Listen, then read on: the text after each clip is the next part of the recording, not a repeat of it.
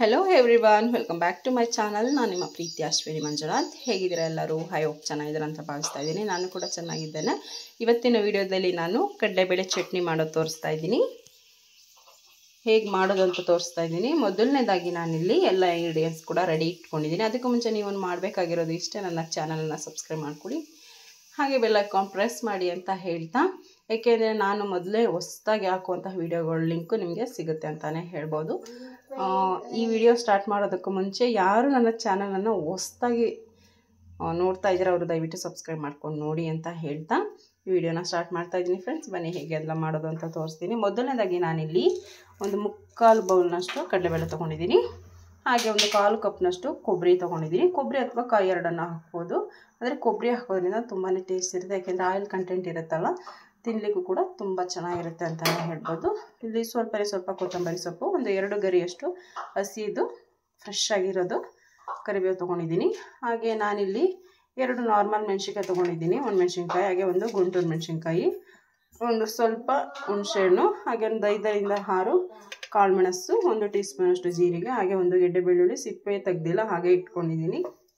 Next ರುಚಿಗೆ ತಕ್ಕಷ್ಟು ಕಲ್ಲುಪ್ಪು ಬಳಸ್ತಾ ಇದ್ದೀನಿ, ಹಾಗೆ ಸ್ವಲ್ಪ ಎಣ್ಣೆ ಬಳಸ್ತಾ ಇದ್ದೀನಿ. ನಾನಿಲ್ಲಿ ಬೇಳೆ ಫ್ರೈ ಮಾಡ್ಕೊಳ್ಬೇಕು, ಅದಕ್ಕೋಸ್ಕರ 1 ಟೀ ಸ್ಪೂನಷ್ಟು ಆಯಿಲ್ ಹಾಕ್ಕೊಳ್ತಾ ಇದ್ದೀನಿ.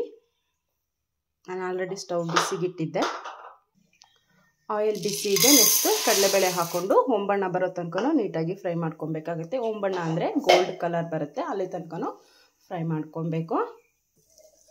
ಈ ಒಂದು ಫ್ರೈ ಮಾಡಬೇಕಾದ್ರೆ ಲೋ ಫ್ಲೇಮಲ್ಲಿ ಇಟ್ಕೊಂಡೆ ಫ್ರೈ ಮಾಡ್ಕೊಬೇಕಾಗತ್ತೆ. ಹೈ ಫ್ಲೇಮಲ್ಲಿ ಫ್ರೈ ಮಾಡಿದ್ರೆ ಸೀದೋಗ್ಬಿಡುತ್ತೆ, ಹಾಗೆ ಟೇಸ್ಟ್ ಕೂಡ ಚೆನ್ನಾಗಿರೋದಿಲ್ಲ. ಅದಕ್ಕೋಸ್ಕರ ನೀಟಾಗಿ ಫ್ರೈ ಮಾಡ್ಕೊಬೇಕು. ಮಿನಿಮಮ್ ಇಲ್ಲಾಂದ್ರೆ ಒಂದು 5 ನಿಮಿಷನಾದರೂ ಹಿಡಿಯುತ್ತೆ ಫ್ರೈ ಮಾಡಲಿಕ್ಕೆ. ಕಡಲೆಬೇಳೆ ನೀಟಾಗಿ ಫ್ರೈ ಆಗಿದೆ, ನೋಡ್ತಾ ಇರ್ಬೋದು. ಜೊತೆಯಲ್ಲೇ ನಾನು ಬ್ಯಾಡಗೆ ಮೆಣಸಿನ್ಕಾಯಿ ಹಾಗೆ ನಾರ್ಮಲ್ ಆಗಿರೋ ಮೆಣಸಿನ್ಕಾಯಿನ ಹಾಕ್ಕೊಂಡು ಫ್ರೈ ಮಾಡ್ಕೊಳ್ತಾ ಇದ್ದೀನಿ.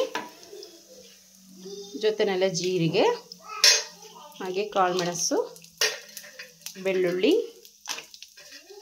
ಈ ರೀತಿ ಫ್ರೈ ಮಾಡಿ ಮಾಡೋದ್ರಿಂದ ತುಂಬಾ ಟೇಸ್ಟಿಯಾಗಿರುತ್ತೆ ಅಂತಲೇ ಹೇಳ್ಬೋದು. ಕರಿಬೇವು ಹಾಕ್ಕೊಳ್ತಾ ಇದ್ದೀನಿ, 1 ತುಂಡಷ್ಟು ಹುಣಸೆಹಣ್ಣು, ಹಾಗೆ ಕೊಬ್ಬರಿ, ಇಷ್ಟನ್ನು ಹಾಕಿ ಒಂದು 2 ನಿಮಿಷ ಫ್ರೈ ಮಾಡಿದ್ರೆ ಸಾಕು. ನಾನಿಲ್ಲಿ ಎಲ್ಲವನ್ನು ಆಯಿಲಲ್ಲಿ ಫ್ರೈ ಮಾಡ್ಕೊಂಡಿದ್ದೀನಿ. ನೆಕ್ಸ್ಟ್ ಸ್ಟವನ್ನು ಆಫ್ ಮಾಡಿಕೊಂಡು ಇದನ್ನು ಆರಲಿಕ್ಕೆ ಕಂಪ್ಲೀಟಾಗಿ ತಣ್ಣಗಾಗಬೇಕು. ಅಲ್ಲಿ ತನಕ ನಾವು ಮಿಕ್ಸಿ ಗ್ರೈಂಡ್ಗೆ ಹಾಕೋ ಹಾಗಿಲ್ಲ, ಹಾಕಿದ್ರೆ ಮಿಕ್ಸಿನೂ ಸಹ ಹಾಳಾಗುತ್ತೆ. ನೆಕ್ಸ್ಟ್ ಚಟ್ನಿ ಕೂಡ ಅಷ್ಟು ಚೆನ್ನಾಗಿರೋದಿಲ್ಲ. ಅದಕ್ಕೋಸ್ಕರ ನಾನಿಲ್ಲಿ ಒಂದು ಪ್ಲೇಟ್ಗೆ ಹಾಕ್ಕೊಳ್ತಾ ಇದ್ದೀನಿ.